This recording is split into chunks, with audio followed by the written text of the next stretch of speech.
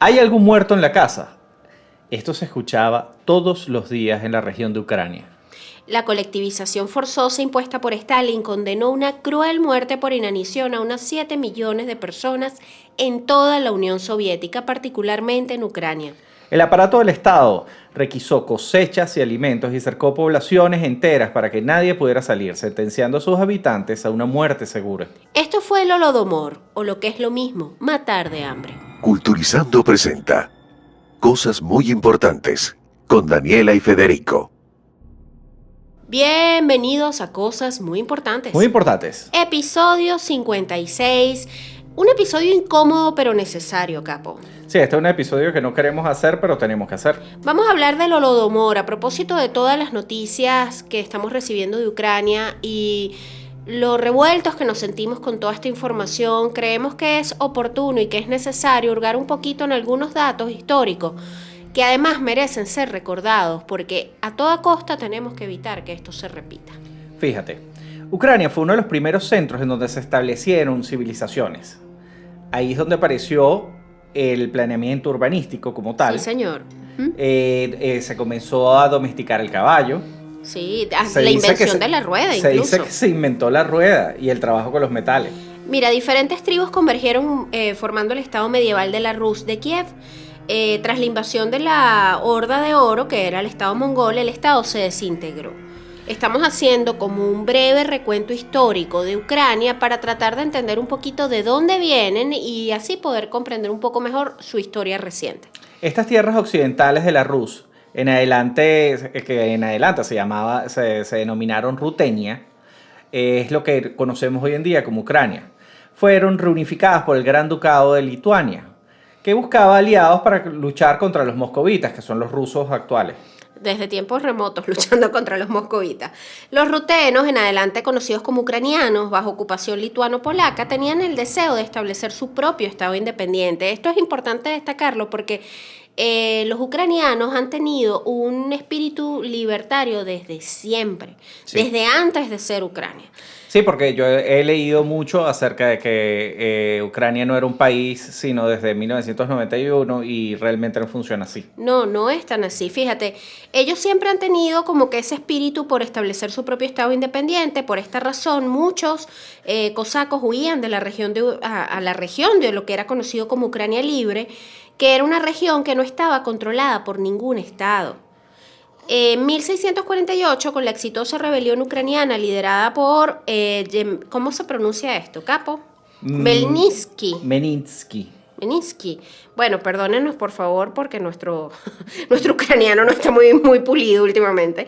Se estableció lo que se llamó el Hetmanato. Mira, este era una democracia bastante rústica, en las cuales el pueblo elegía al hetman, que era la mayor fuerza del Estado. Eso que escuchan es Lucía, por favor discúlpanos, pero Lucía está grabando con nosotros hoy. Ajá. Este hetman era elegido por elección popular y no dependía de una elección dinástica, o sea, no provenía de sangre ni como Claro, no los venía reyes. de la monarquía como la era la mayoría de los estados de Europa de la época, ¿no? Ujú. Fíjate, durante un corto periodo de tiempo, esta nación ucraniana disfrutó de una autonomía, pero el Hetmanato se encontraba en una situación entre tres poderes. Lo que Estaban eran los tártaros, Ajá. por un lado, los polacos y los moscovitas. Exactamente, los moscovitas desde el este, los tártaros de Crimea que estaban desde el sur y los polacos desde el oeste. Entonces, el Hetmanato fue perdiendo gradualmente su autonomía hasta que los moscovitas, en adelante conocidos como rusos, anexaron completamente su territorio en 1764 y ahí es que Ucrania pasa a ser ocupada y dividida entre Polonia y Rusia. Pese a la rusificación y los intentos de asimilar a la población ucraniana, la República Ucraniana se declaró independiente en 1917. Exactamente. Luego con Stalin se intensifica la rusificación de Ucrania, prohibiéndole el idioma ucraniano en las escuelas, la destrucción de monumentos, de documentos históricos, y se produjo lo que vamos a contarles hoy, la muerte de millones de ucranianos durante la hambruna, conocida como el Holodomor, que esto ocurrió puntualmente entre el año 1932 y 1933. Entonces, fíjate, tras 70 años de rusificación y todos estos intentos de independencia, Ucrania logra renacer una vez más como una república independiente en agosto del 91, que aquí es cuando la gente dice, es que ellos son países del 91, en la historia reciente. Desde entonces, pues Ucrania siempre ha seguido luchando por su independencia, por una democracia libre, hasta este fatídico 23 de febrero reciente, en el que nuevamente Rusia la invade. Ok, vamos a hablar un poquito sobre el Holodomor. Honorable camarada Stalin, ¿hay alguna ley del gobierno soviético que establezca que los aldeanos deben pasar hambre? ¿Por qué nosotros, los trabajadores de las granjas colectivas, no hemos tenido una rebanada de pan en nuestra granja desde el 1 de enero? ¿Cómo vamos a construir la economía del pueblo socialista si estamos condenados a morir de hambre? ¿Por qué caímos en el frente de batalla? ¿Por qué pasar hambre? ¿Por qué nuestros hijos van a sufrir y morir de inanición? Estas palabras fueron escritas en la primavera de 1932 por un grupo de campesinos ucranianos, quienes viendo morir de hambre a sus familias decidieron escribir al Kremlin para intentar conseguir una solución a la terrible hambruna que estaban sufriendo. Fíjense, Ucrania, Kazajistán y el norte del Cáucaso fueron las regiones más castigadas por lo que se conoció como la colectivización forzosa propuesta por el Estado. Estamos hablando de la Unión Soviética, liderada por Stalin. Aquí se obligaba al campesinado a convertirse en proletario y a finales de 1927 estalló la llamada crisis de las cosechas, cuando se produjo una caída impresionante en las entregas de los productos agrícolas a los organismos del Estado, y esto se agravó para el año siguiente, en el 1928, cuando los campesinos solo pudieron entregar 4,8 millones de toneladas en lugar de los 6,8 que habían entregado el año anterior. Sí, vamos a hablar un poquito de esta colectivización. ¿Qué es lo que pasa? Stalin intentó de manera forzada convertir a la Unión Soviética en un país moderno, con una agricultura moderna. Exacto. Pero estas cosas no suceden de un día para el otro, y realmente la manera en la que lo logró Stalin fue a través de la sangre, sudor y lágrimas de los habitantes de la Unión Soviética. Correcto. Bueno, fíjate, aquella situación proporcionó a Stalin un pretexto ideal para intervenir directamente en Ucrania. Ucrania era considerado el granero de Europa del Este, el granero de la Unión Soviética. Y como respuesta a aquella crisis, la Unión Soviética puso en marcha un plan quinquenal encaminado a desarrollar un ambicioso proyecto económico, además de proceder a la modernización de la industria pesada en todo el país. Y digamos que una de sus propuestas estrellas, líderes de todo este proyecto, consistía que, ojo, todo en papel suena maravilloso, consistía en que fueran las exportaciones de trigo quienes pagaran la factura. Así que a partir de 1930, destacamentos de la Dirección Política del Estado, el GPU, que es como la KGB actualmente, comenzaron a requisar de forma abusiva el grano y trigo ucranianos, dejando las tierras sin semillas necesarias para poder germinar. Ni tampoco le dieron tiempo suficiente a la tierra para que se volviera a... Claro, porque lo fueron haciendo de manera forzada, sin ningún conocimiento realmente de la tierra. ¿Sí? O sea, tú no puedes manejar todo a punta de fuerza, es mentira, no funciona. Nosotros hemos vivido una ya larga historia de eso y sabemos cómo más bien se arruina todo. Sí, gobernar a punta de decretos es algo que... Aparte, tú no tienes sirve. zapateros sus zapatos, tú tienes que tener la gente que sabe dónde sabe, tú no puedes Claro, pero forzar. recuérdate que Stalin tenía a Lysenko, creo que era que se llamaba Un científico que tenía el científico que trabajaba que tenía la con teoría la agricultura. Con la agricultura, y básicamente acabó con la agricultura en la Unión Soviética. Eso fue una locura.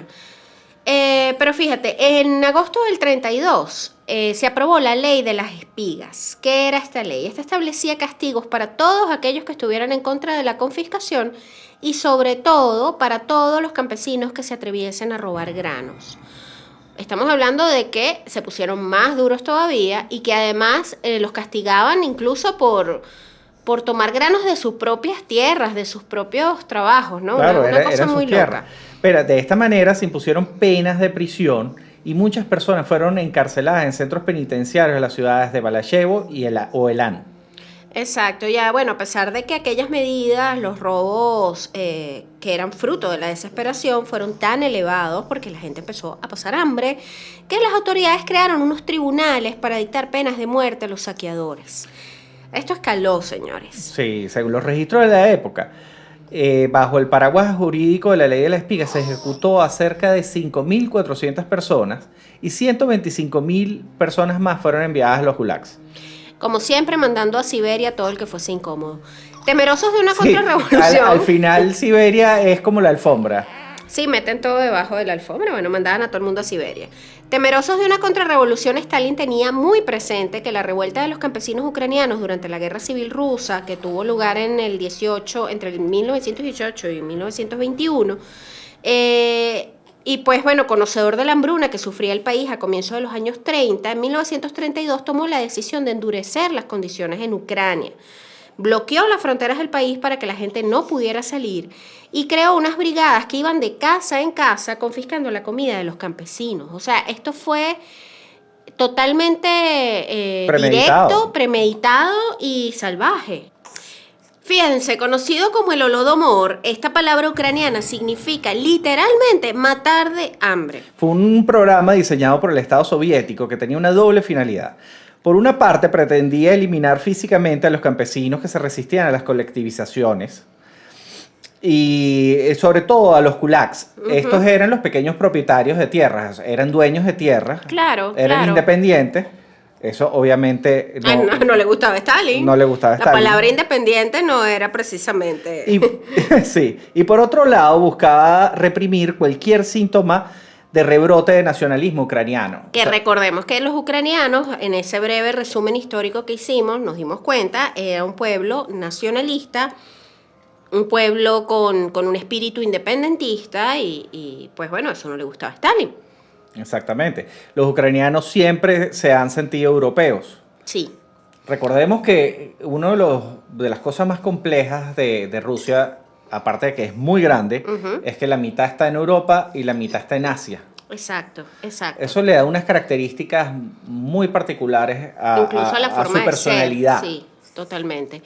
Y Ucrania, o la ubicación estratégica de Ucrania, que además en estos últimos días todos la hemos visto en mapas y hemos entendido muchas cosas del interés de Rusia en Ucrania, es que tiene una posición geográfica bastante estratégica que es ya la frontera con lo que viene siendo Europa. Exactamente. Entonces, fíjense, todo este espíritu nacionalista o proeuropeo y de alguna manera anti-Moscú era algo que Stalin quería terminar de anular.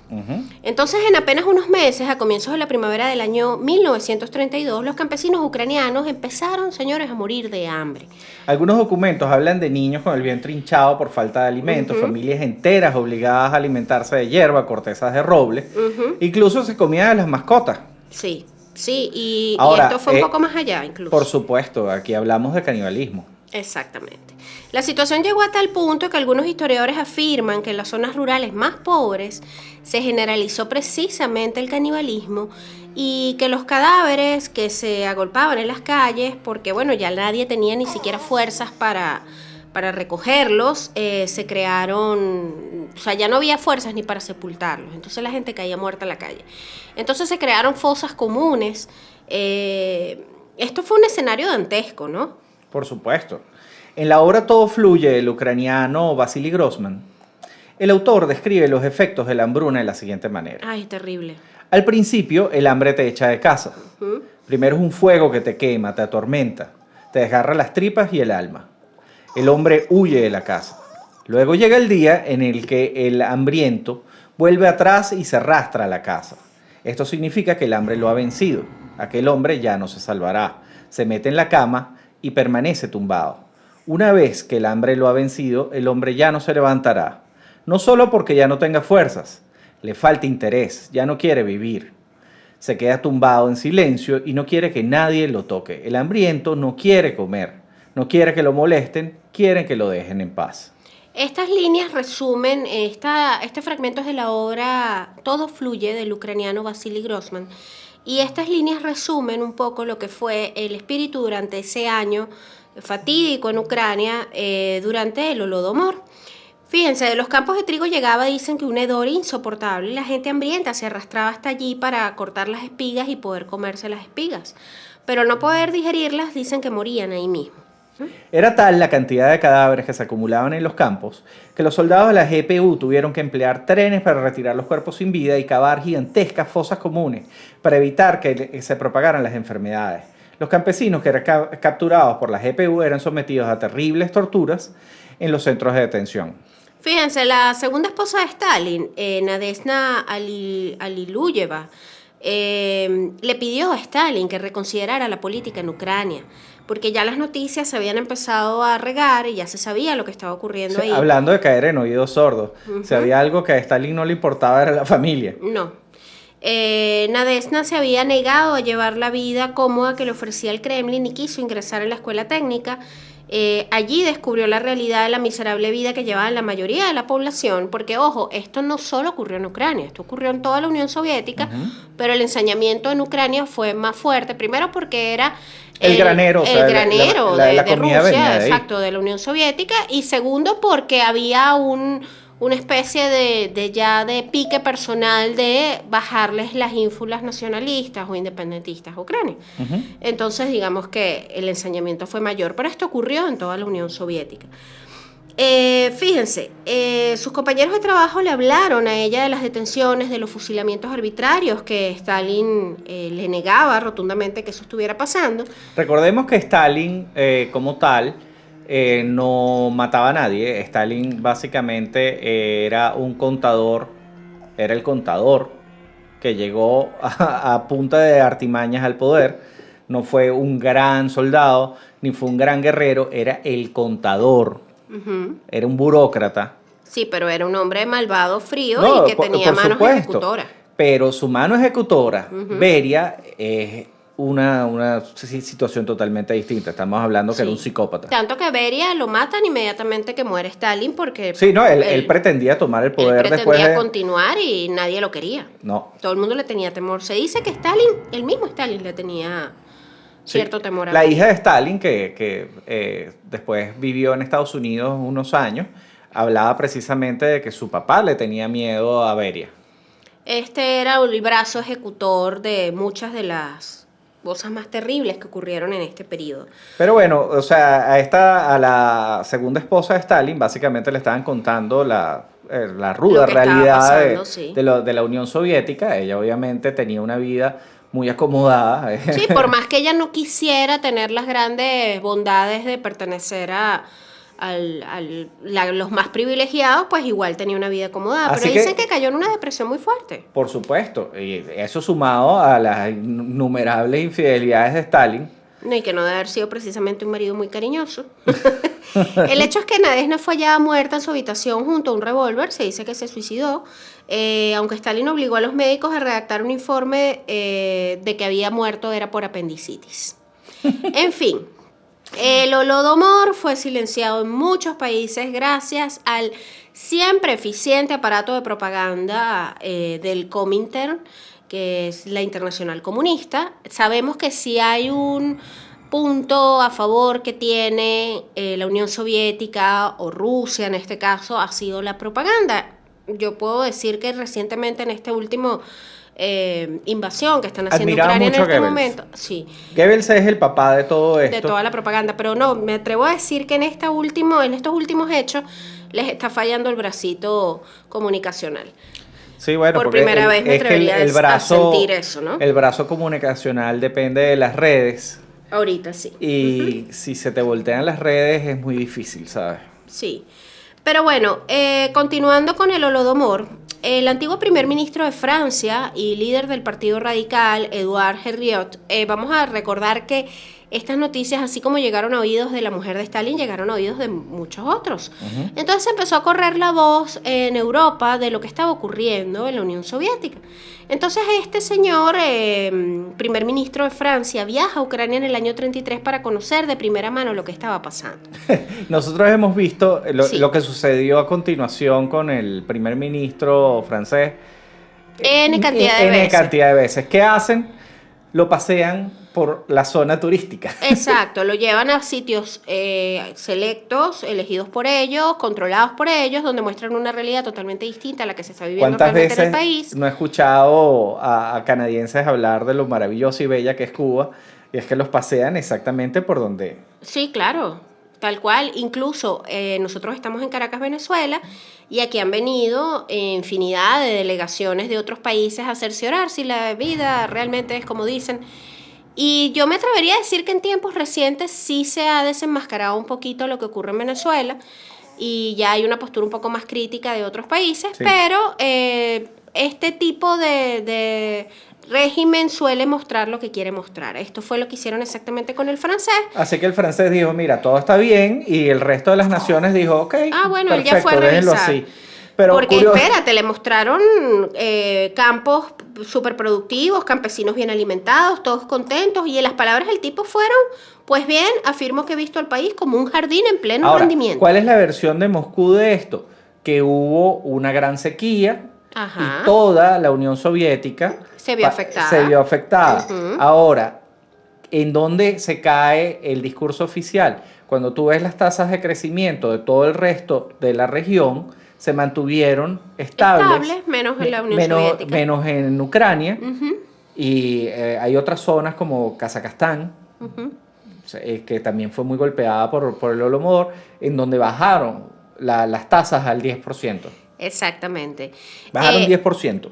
Exactamente. Y ellos también alegaron que había obviamente, un sabotaje de parte de los campesinos, poco menos que ellos negándose a toda esta colectivización. Sí, me voy a echar a morir. Me voy a echar a morir, pues, y no voy a cultivar más mi tierra y ya valí. Y no creo que haya sido tan así. Ahora, fíjate, curiosamente, los de los pocos periodistas que trataron de dar un poco de luz de lo que pasaba acá, está un grupo de periodistas italianos, Ujú. que para mala suerte de ellos, estaba justamente Benito Mussolini tratando de arreglar su problema diplomático con la Ujú. Unión Soviética en ese momento, y le dijo, ya no me saques eso. Esa noticia. No. Recordemos que Benito Mussolini era periodista, ¿eh? Ah, sí, por supuesto. Y no, estos periodistas italianos iban a comentar lo que estaba ocurriendo, pero no los dejaron. ¡Qué locura! Fíjense, inicios de 1934, el Holodomor finalizó en toda Ucrania, Kazajistán, el norte del Cáucaso, y el resultado se dice que fue alrededor de 7 millones de personas, hay unas fuentes que hablan de 10 millones, que murieron de inanición. Se habla que un total de 40 millones de personas en toda la Unión Soviética se vieron afectadas por la hambruna. Para muchos historiadores, el Holodomor, que tuvo lugar entre el 32 y el 34, fue el mayor crimen cometido en la época de Stalin y de toda la historia de la Unión Soviética, una de las mayores tragedias humanitarias del siglo XX. Ahora, vamos a hablar de por qué el ensañamiento con Ucrania. La política de rusificación fue más intensa en Ucrania que en otras partes de la Unión Soviética. Sí, señor. Porque este país contiene la mayor cantidad de rusófonos, o sea, la mayor cantidad de rusos, de rusoparlantes, Ujú. está ubicado en Ucrania. Ujú. Una cosa muy interesante que leí al respecto es que conforme iban muriendo campesinos en Ucrania, eran sustituidos por campesinos de Moscú. Claro. Y todas las personas que hablan ruso de manera natural, Claro, como lengua materna. como lengua materna, nacieron posterior en a esto. Ucrania, provienen de esos campesinos que Que fueron enviados desde Moscú para llenar los vacíos que dejaron, Los que que iban dejó el muriendo. Holodomor. Qué horrible. Fíjense, ¿qué más? Cientos de escritores ucranianos fueron asesinados. Esto no solo atacó a lo que era el campo, ¿no? A los campesinos, a los agricultores. Esto fue llamado el Renacimiento ejecutado.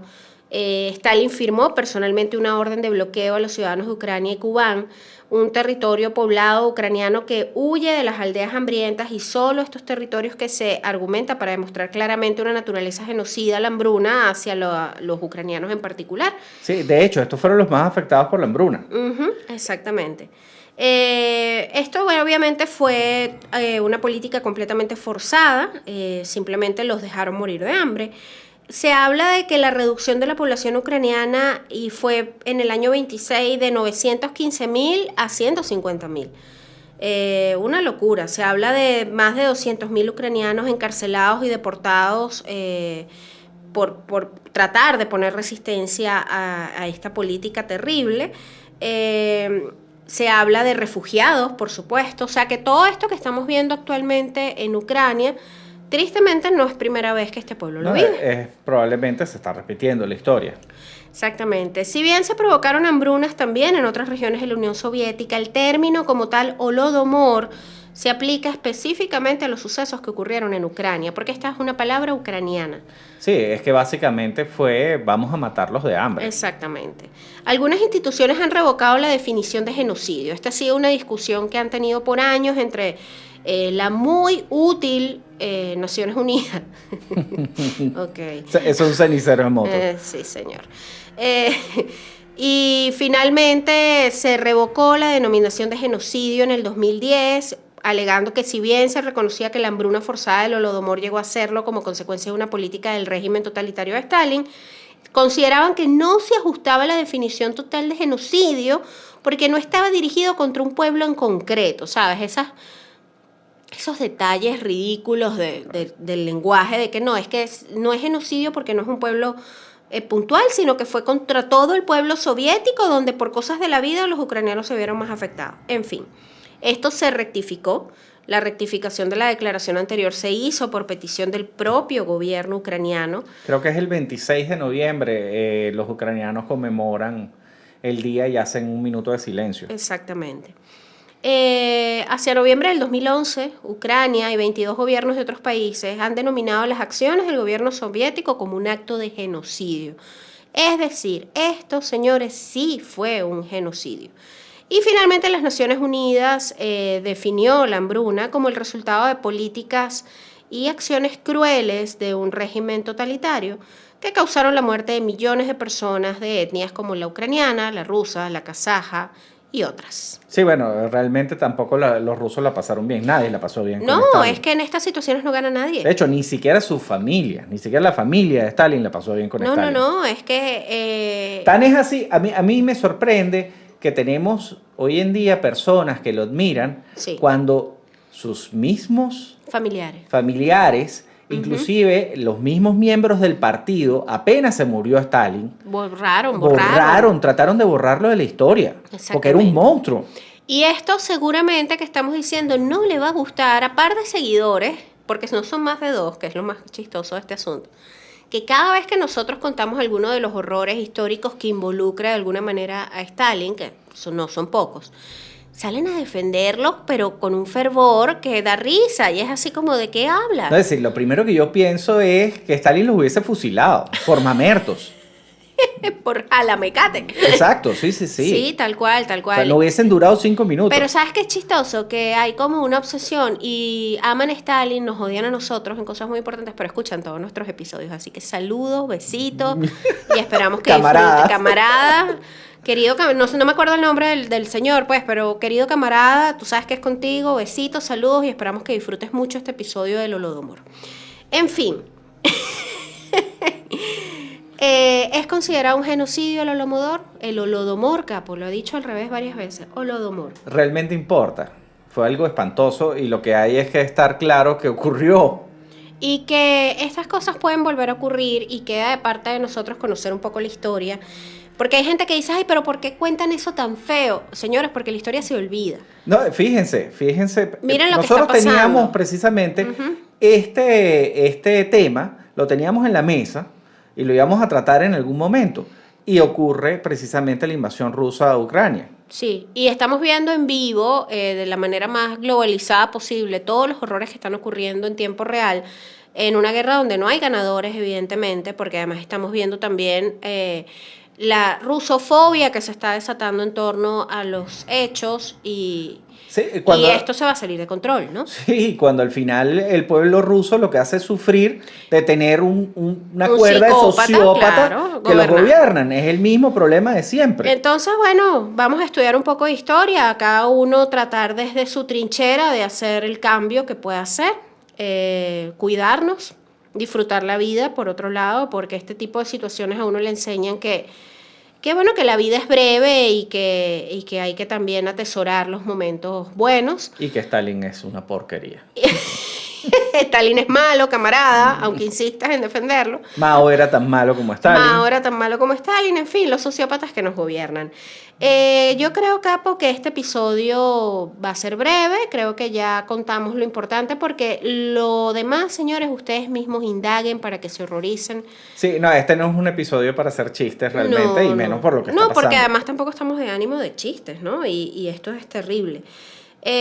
Trabajemos para que estas cosas no se repitan. Sí, no, y les prometemos que el próximo capítulo va a ser light. Probablemente nada más hablemos de asesinos seriales o algo así. Sí, alguna masacre, pero algo más light.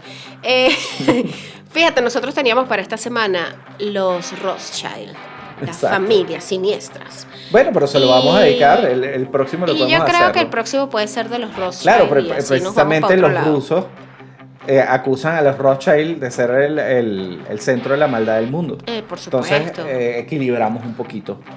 ¿Serán tan malos los Rothschild como dicen los rusos? No sé. Vamos a averiguarlo en el próximo episodio de Cosas Muy Importantes. No sin antes agradecer a nuestros mecenas en Patreon, que ya suman 8 mecenas en Patreon, a quienes queremos y apreciamos y valoramos, y a quien le debemos contenido extra, pero tienen que entender que nuestra nueva jefa es un poco exigente. La jefa de redacción es ruda. La nueva jefa de redacción, Lucía Capocci, es un poco exigente y no nos ha dejado el tiempo requerido para poder llevar ese contenido extra. Pero ¿qué tienen que hacer ustedes si quieren sumarse a nuestro Patreon? Muy sencillo. Se meten en Patreon y buscan Cosas Muy Importantes y escogen alguno de nuestros planes que empiezan desde $3. Barato, barato, barato. Y bueno, pueden tener acceso anticipado a los episodios, contenido extra y algunas sorpresas que vamos a ir dejando por ahí a medida que podamos retomar el ritmo normal de trabajo. Sí, es un milagro que estemos grabando, pero bueno. Lucía está para variar aquí grabando con nosotros, tomando lechita. Nuestras redes sociales, @cosas muy importantes en Instagram. Podcast CMI en Twitter. Nuestra web www.cosasmuyimportantes.com. Ahí van a poder leer todos estos contenidos también. Exacto, está el Patreon, que es Cosas Muy Ajá. Importantes. Y también en culturizando.com/cosas muy importantes consiguen todo el contenido extra y las fuentes que respaldan esta información que estamos dando, porque no es que estamos hablando lo loco. Soy Daniela Federico, y nos escuchamos en otro episodio de Cosas Muy Importantes. chao. Culturizando presentó Cosas Muy Importantes con Daniela y Federico.